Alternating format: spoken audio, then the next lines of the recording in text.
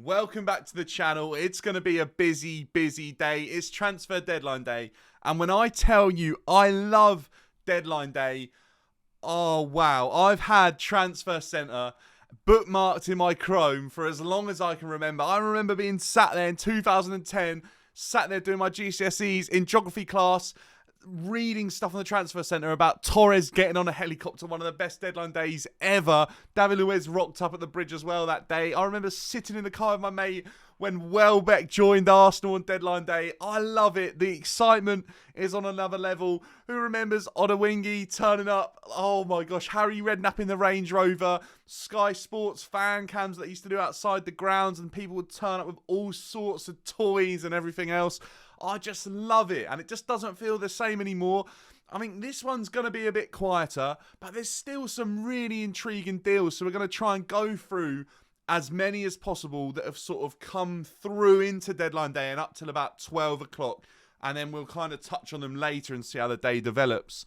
Straight away, the biggest one I've seen right now is Nunes is done at City. Literally a year ago when he signed for Wolves, I was ecstatic about this one. This was the deal. This is who I wanted to see in the Premier League, and I didn't think it would be for Wolves. Pep even come out and said at that time that he's one of the best players in the world. They've now signed him for around 55 million pounds. That is a signing I am excited for. We're looking at others as well. It looks like Gravenberch is on his way. Tuchel has come out and said that Gravenberch is going to be joining Liverpool for around 35 million. I'll be rough on the figures unless I've got specifics. That's an exceptional deal. I think Chelsea have absolutely missed the boat on this one, along with a whole host of other European clubs. This guy, when he signed for Bayern, it was big news, and they've let him go now to Liverpool. Round of applause to Liverpool, by the way, on their exceptional spending throughout the transfer window. To do your whole midfield for the price of Caicedo is pretty solid business, and they got 3 very good players. So fair play. Take a note out of Liverpool's book, Premier League teams, because that is how you rebuild a midfield.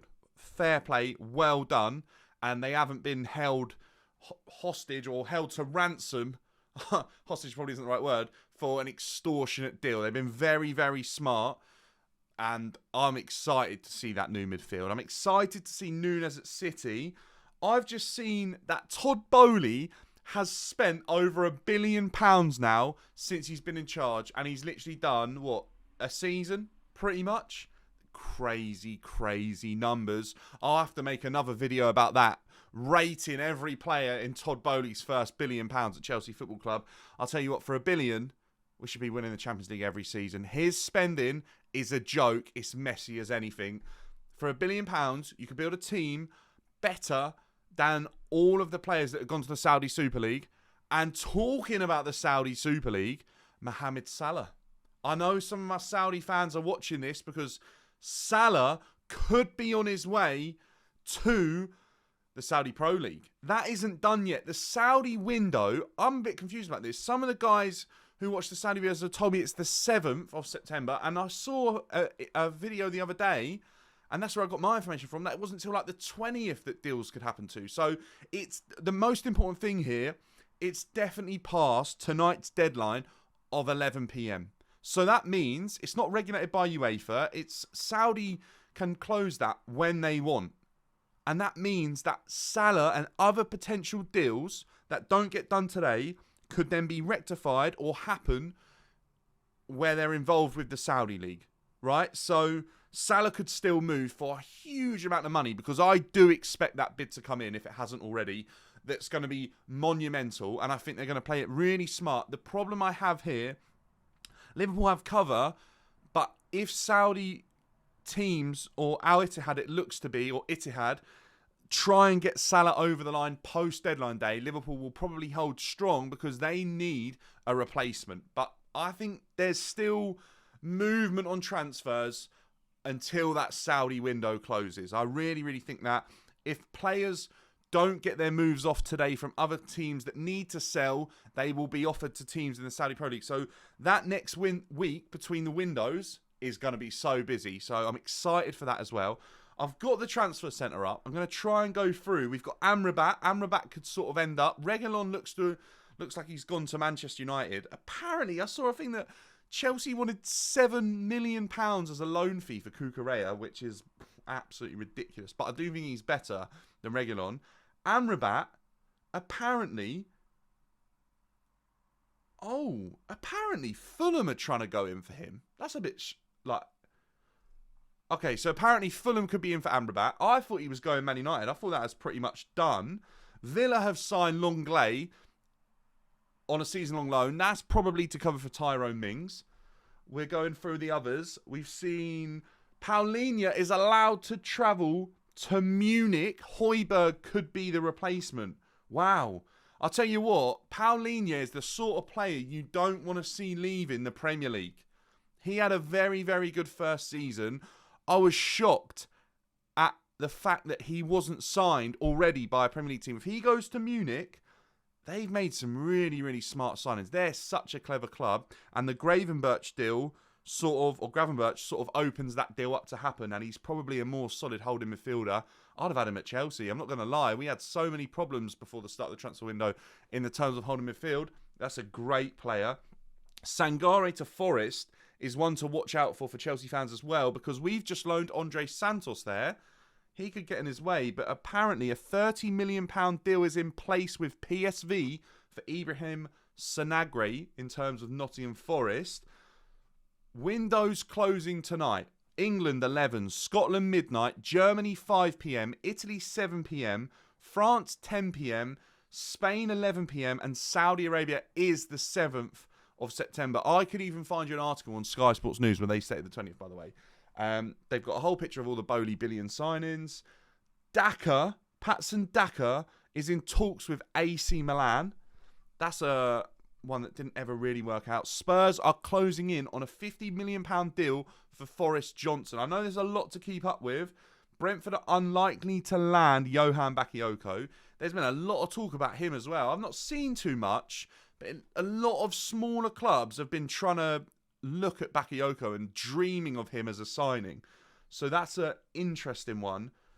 I'm just going through now just to see if I've missed anything else.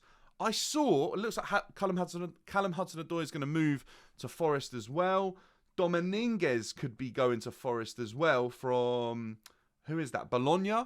Iwobi is the type of deal that is happening this transfer deadline day. You know, it's nothing ridiculous so far, but Iwobi moving to Fulham for 22 million. Everton are just getting weaker and weaker and weaker. What is going on there? All right, he probably doesn't fit the mould and he probably prefers London, but I can't understand. Everton really, really they're worrying me. Their transfer business has been abysmal. They can't score goals. Hopefully that money frees up some cash to try and get them a striker over the line before the close of deadline day. Watch this space. Even if it's a loan deal, why not? Try and get something in. Spurs are eyeing a move for Conor Gallagher. This cannot happen. Chelsea, do not sell Conor Gallagher at all. Like, just do, and especially not to Spurs. I honestly cannot reiterate that point enough. I've literally made a whole nother video talking about that. And Spurs have had an hour ago. Look at all this. This is just an hour. Bournemouth, they've rejected a bid of 20 million for Lloyd Kelly. He's a defender. And apparently the interest has been throughout the window. And I was chatting to my mate about this a few weeks ago. He's a massive Tottenham fan. They really wanted this Tottenham fan. So they might go in with another bid there. I've heard that Tanganga's going to go out on loan. I think potentially to Luton. I'm not sure if that's 100%, but I heard that yesterday. Dyer and Sanchez could also be out of the door from Tottenham after falling out of love. Or falling out of Ange's reckoning, shall we say. Because he doesn't really fancy him, to be honest with you. I don't think they're his type of player. Dyer has fallen off the face of the earth at Tottenham. Like, this guy at some points has been like one of the first names on the team sheet under some of the previous managers. He's now just falling. I don't know where he's going to end up. Where should Eric Dyer go? Let me know in the comments below if he definitely leaves. Because if he doesn't leave now, I think by January he'll definitely be on his way. I want you to let me know in the comments about all the players that could be moving today. Dream signings that you want your club to make before that 11 p.m. deadline. If you're new to the channel, make sure to subscribe. Let me know about ongoings that I haven't yet seen or that are going on in other countries that are big, because I like to see those. Sky Sports aren't always amazing on them. I sit on Transfer Market. I sit on Twitter trying to see what happens, listen to the radio, whatever. You guys can help me out massively. Like the video. Let's try and get a load of likes on this. Stay up to date. I'll be live later on for the end of deadline day, and I will catch you in the next one.